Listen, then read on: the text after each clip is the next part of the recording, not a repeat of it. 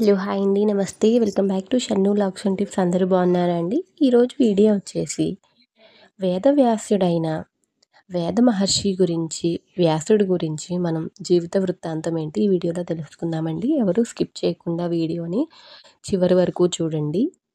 వేదవ్యాసుడు జన్మ వృత్తాంతం అష్టాదశ పురాణాలలో పెక్కు మార్లు చెప్పబడింది. ఈ దిగువనున్న వృత్తాంతం మహాభారతం ఆదిపర్వం తృతీయ భాగం నుండి అయితే గ్రహించబడింది. పూర్వకాలంలో చేది రాజ్యాన్ని వసువు అనే మహారాజు పరిపాలన చేస్తుంటేవాడు. ఒకరోజు వేటకు అడవికి వెళ్ళిన రాజు ఆ అడవిలో మునులు తపస్సు చేస్తున్నారు. అది చూసిన తపస్సు చేయటం ఆరంభించాడు. అప్పుడు ఇంద్రుడు అది గ్రహించి ఆ మహారాజు వద్దకు వెళ్ళి దైవత్వం ప్రసాదిస్తున్నానని చెప్పి ఒక విమానాన్ని ఇచ్చి భూలోకములో రాజ్యం చేస్తూ అప్పుడప్పుడు స్వర్గానికి రమ్మని అయితే చెబుతాడు. ఇంద్రుడు వేణుదృష్టి అనే అతి పరాక్రమవంతమైన ఆయుధాన్ని అయితే కూడా ప్రసాదిస్తాడు. వసువు నివసిస్తున్న నగరానికి ప్రక్కగా సూక్తిమతి అనే నది ఉన్నది. సూక్తిమతి అనే నది ప్రక్కన ఉన్న కోలాహలుడు అనే పర్వతము సూక్తిమతి మీద మోజుపడి ఆ నదిలో పడతాడు. అప్పుడు ఆ నది మార్గంలో వెళ్తున్న వసువు తన ఆయుధంతో కోలాహలుడిని ప్రక్కన పాడేస్తాడు. సూక్తిమతిని మరియు కోలాహలుడికి మధ్య జరిగిన సంపర్కము వలన గిరిక అనే కుమార్తె అయితే వసుపదుడు అనే కుమారుడు అయితే జన్మిస్తారు. సూక్తిమతి వారి ఊరిని వసువుకి కానుకగా ఇస్తుంది. వసువు గిరికని వివాహం చేసుకుంటాడు. వసువు వసుపదుడుని సైన్యాధిపక్షిగా కూడా చేస్తాడు. ఒకరోజు వసువు వేటకు వెళ్తాడు. అప్పుడు తన భార్య గిరిక గుర్తు రావడంతో రేతస్సు అయితే పడుతుంది.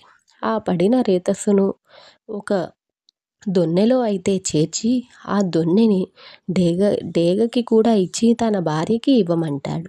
ఆ డేగ ఆ దొన్నెను తీసుకొని పోతుండగా మరో డేగ చూసి అది ఏదో తినే పదార్థం అని ఆలోచించి ఆ డేగతో మాట్లాడుతుంది. అప్పుడు ఆ రేతస్సు యమునా నదిలో పడుతుంది. ఆ యమునా నదిలో ఉన్న ఒక చేప ఆ రేతస్సు అని భక్షిస్తుంది. ఆ భక్షించడం వలన అది అండంతో కూడా పిండంగా మారిపోతుంది. ఒకరోజు బేస్తవారు చేపలు పట్టుతుండగా ఈ చేప అయితే చిక్కుతుంది. ఆ చేపను బేస్తవారు వారి రాజ్యాన దాసరాజు వద్దకు అయితే తీసుకొని పోతారు.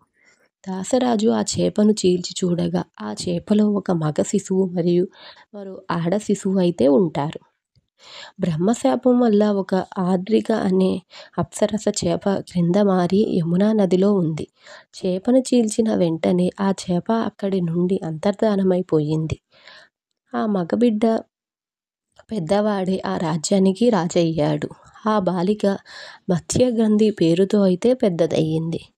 మత్స్యగంధి తండ్రి లేనప్పుడు యమునా నదిపై నావ నడుపుతుండేది.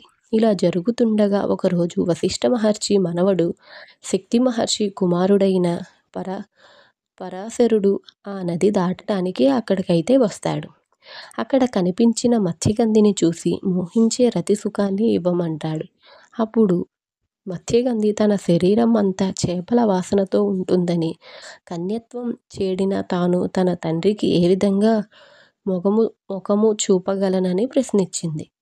అప్పుడు పరాశరుడు మత్స్యగంధి వసువు వీర్యానికి ఆద్రికనే అప్సరసకి జన్మించినది అని జన్మ వృత్తాంతం అయితే చెబుతాడు. చేపల వాసన పోయేటట్లుగా ఒక యోజన దూరం వరకు సుగంధం వెదజల్లేటట్లు వరాన్నైతే ఇస్తాడు. అప్పటి నుండి యోజన గంధిగా పేరు పొందింది. అప్పటి రతి గరపడానికి సంకోచిస్తున్న మత్స్యగంధితో పరాశరుడు ఆమె కన్యత్వం చెడకుండా ఉండే వరాన్ని కూడా ఇస్తాడు. పగటిపూట రతి సలపడం అనే విషయం వ్యక్తపరిస్తే అక్కడ ఉన్న ప్రదేశాన్ని మేఘాలతో కమ్మేస్తాడు. ఆ విధంగా రతి జరపగా ఒక తేజోవంతుడైన శిశువు కూడా జన్మిస్తాడు. ఆ శిశువు పుట్టిన వెంటనే తల్లికి తండ్రికి నమస్కరించి తపస్సుకు వెళ్ళిపోతాడు. తల్లికి ఎప్పుడైనా మననం చేసుకుంటే ప్రత్యక్షమయ్యే వరాన్ని కూడా ఇస్తాడు. భారతంలో వ్యాసుని పాత్ర వ్యాసుడు జన్మించిన వెంటనే తల్లి అనుమతితో తపోవనానికి వెళ్ళిపోతాడు. ఆ తర్వాత సత్యవతి శంతనుల వివాహం అయితే జరిగింది.